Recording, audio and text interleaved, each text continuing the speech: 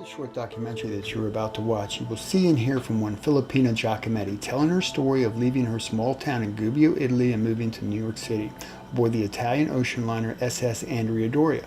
That's in 1956. Nick Banyan, a local newspaper reporter, is there to record her story for his paper. Elena Giacometti's Filipina's daughter, who's also a lawyer, is there to help add loosely the changes that immigration has gone through since 56 until present day. Hey Frank, Nick here, man. And listen, I'm at the Giacometti house, and I'm getting ready to meet with them. I ran over the questions with you earlier. I I was just calling you to see if there was any last minute suggestions. Okay, right. Well, I'll let you know when I've finished up here. I think it should be interesting. See you, man. This is Giacometti. Good evening, Mr. Banyan. How are you? Great, thank you. Good to see you, Elena. Good to see you, Elena. Come on in. Looking forward to it. Come on in. My mother is So nice to see you looking this forward evening. to this. Yes, ma'am. We're just gonna chat for a minute, if you don't mind. It's no intrusion. It's Okay. a pleasure. Very nice, nice. Well, thanks. So here we are. Do you mind? So I don't have to take notes. I'm gonna record us, if that's okay. That's fine. Okay, dear. This won't be painful at all. Yes, I'm doing a little story. Elena may have told you I'm doing a little story for our newspaper up in Frederick, and it's basically it's a month-long feature of Italian influence on the area and just the Italian American presence in our readership. Maybe you could just give us a little bit of a intro. How long have you been in this country? Many, many years. I came in this country in 1956. Okay, and the travel over here was very interesting. Could you take me through that story Yes. to the time you left Italy? Tell me how the journey began. I left from Italy in Naples around afternoon, and the next day I had a baby. So you were already expecting a child when you left. Yes. And Was did they 8 give months? 8 months? 8 months pregnant. Okay. Did they give you any idea whether you were going to have the baby on the boat? No.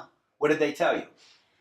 They told me I had a little difficulty because they didn't want me to live in that condition. I don't blame them. And What did your parents think of that? they were very upset. I'm sure. And I was too. Okay. I was crying. Well, what did the doctor tell you? Were you expected to have the baby on the boat? No, absolutely. They did some tests that they were not supposed to do it. Okay. They made my baby come early. Because they did the tests. Exactly. You think? Exactly. That was your sense as the mom at the time. Exactly. Huh. Okay, the name is Andrea Uh-huh. because the name of the boat was Andrea Doria. With Andrea Doria, which has a very famous story of its own. So what happened to that ship? It sank later on? Yeah, I was already here. Right. The Andrea Doria sank in July, and they arrived here in January. Right. Andrea was born in January of 56. And So what happened when you arrived? My sister. Where did you land in the In United New York. States? In New York City? New York City, and I was just terrified. Did you speak English at the time? Not at all. Not at all. I'm not good enough. Well, you Yes, sound you great. are. You sound great. No, it's quite the story. Let me ask you, so Andrea is Elena's older sister, Yes, and you named her after the boat. ship, the Andrea Doria. Andrea Doria. Yeah, And the captain of the ship, tell them. yeah, the captain was the godfather, and Captain Calamai. Piero Calamari, and the owner of the Italian line was Elisa Cernesi. Was the daughter of the captain, Fantastic. and so I arrived in New York. Did the press cover your arrival? You came from a fairly small town in Italy. Exactly. Where was it? In Umbria. What town? Gubbio.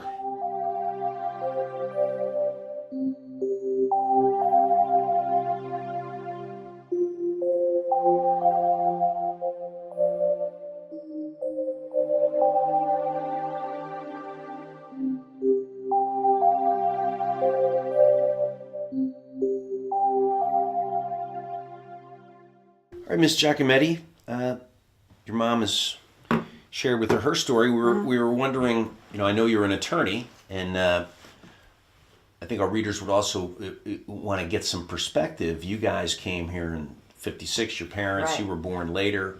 You were born here. Where were you born? I was born here in 1958, so I was automatic U.S. citizen. I think with respect to my sister. Were you guys still in Providence when you were Yes. born? Yeah. Okay. My sister, since it was an Italian ship, she had her Italian citizenship that way. Interesting. However, when they became U.S. citizens, she automatically received did. hers as well. So she has dual citizenship. They actually were asked to renounce She was it. born on the Italian ship. Correct. Yeah. Fantastic. So she gained her Italian citizenship Sure. that way. And somehow, these two, my mom and dad, had to renounce their Italian citizenship once they got their U.S. citizenship. So they're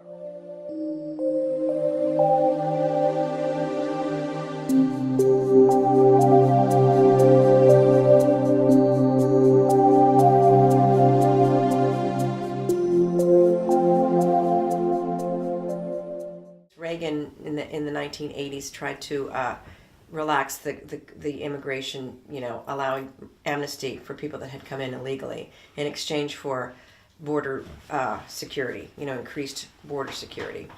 And then maybe Obama expanded upon that. Now we're kind of, Ironically, I think people are surprised to hear that Obama's administration was very aggressive in deportations and things. they actually were. Yeah. With respect to illegal immigration. And now, of course, it's a big brouhaha politically. Yeah, now going everyone on. knows what's going to happen now. Right, but from a legal perspective, has it really changed materially from the law as far as the law is concerned? I think it has.